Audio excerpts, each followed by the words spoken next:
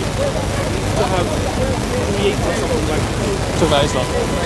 Islam, Yeah, but I'm saying Islam is just so beautiful in the way that it's spawned in a region of the world that's kind of still in a way in classical antiquity, right? I mean, in a lot of ways compared to late antiquity. So it's like the Sassanids, the Romans, they've developed all of this military infrastructure. They developed all of these systems, and Arabia, they've always considered a backwater in terms of like backwater, where they're just like playing these proxy wars, and it's how little's understood and everything. And if you look, like we talked a little bit about the Indo-Aryan languages, right? And if you look at the Semitic languages, Arabic has a very special place amongst the Semitic languages.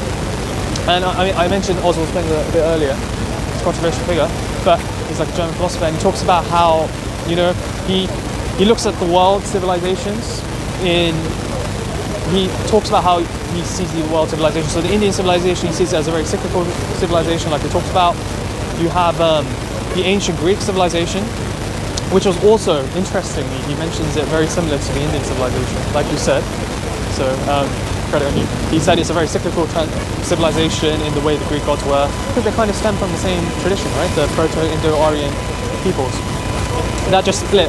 One went towards Europe and killed everyone, the Yamnaya people, which was a mass genocide against the indigenous European people. And that's why the only languages we have today, apart from Finnish, some minor European languages, the majority, Basque and stuff as well, the majority of European languages are Indo-European languages because of that genocide. When they went towards India, they integrated with the people, but they created a form of caste system which developed the religion of Hinduism. And what you're saying... And of course the word Arya means the nobility. Yeah, absolutely. I'm sorry, I forgot my point.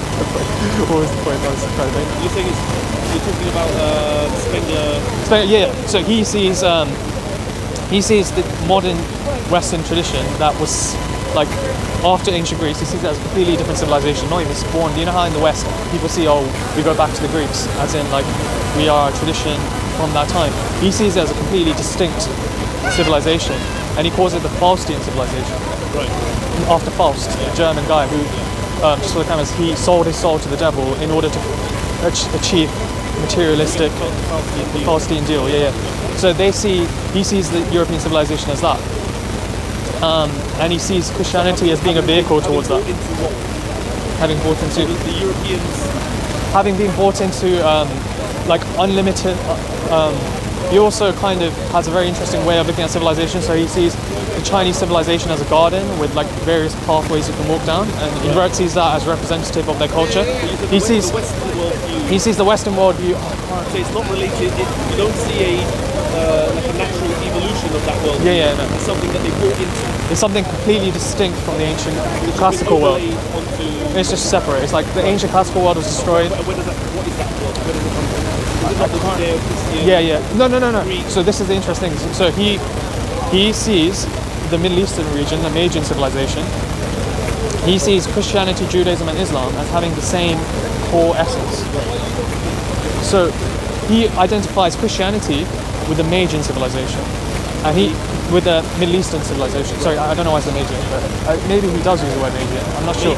I'm not sure if he uses the word Magian, but the Middle Eastern civilization. Why would he use the word Magian? Maybe I'm making a mistake because we were talking about Magians before, but I'll see. But I can double check after. But whatever civilization, the Middle Eastern civilization, he sees Christianity, Judaism, and Islam being from that civilization, and he sees the major. It's very interesting because the way he talks about it links a lot. Separate ourselves from Western Christianity, right? Yeah. He's talking about what I see as the early true Christianity. You probably do as well. Like he sees that as being of the same essence as Judaism and Islam, and being from this Middle Eastern area. He sees this Middle Eastern, I'm going to say Magian because I think that's what he used, this Magian civilization.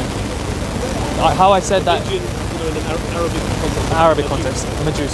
I don't know. I don't want to. But he sees that, like I said, he sees these civilizations as representative of buildings. He sees that as a dome, and he sees it as this civilization in comparison to the two Western ones I mentioned, in comparison to the Indian one, the Chinese civilization, which he talks about. The Russian civilization, for some reason, he distinguishes that from the European one, and he sees that as a flat plane. He sees that as the most recent of these civilizations, and he sees that developing further in the future. But in terms of the Middle Eastern civilization, he sees that as having always been suppressed by foreign occupiers. So he sees the Persian influence and the Roman influence and all of these influences always having suppressed the true nature of this civilization. And he sees Islam as a bursting of the true essence of this Middle Eastern civilization.